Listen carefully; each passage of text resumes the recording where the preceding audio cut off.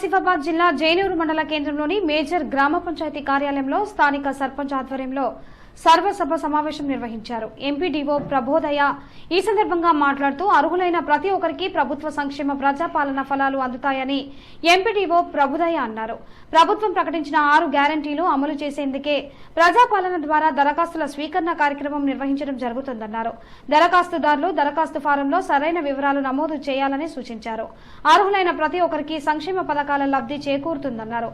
దరఖాస్తుల ప్రక్రియ వివరించారు. సేకరించబడిన దరఖాస్తులు త్వరలోనే ఆన్లైన్ చేయబడుతుందని తెలిపారు. ఈ కార్యక్రమంలో విద్యుత్ శాఖ sub engineer Sai Kumar, deputy తహసీల్దార్ బీర్ షావ్, ఈవో శ్రీనివాస్ రెడ్డి, సర్పంచ్ పార్వతీ లక్ష్మణ్, ఉప సర్పంచ్ షేక్ అబ్బు, వార్డు సభ్యులు, ప్రజలు పాల్గొన్నారు.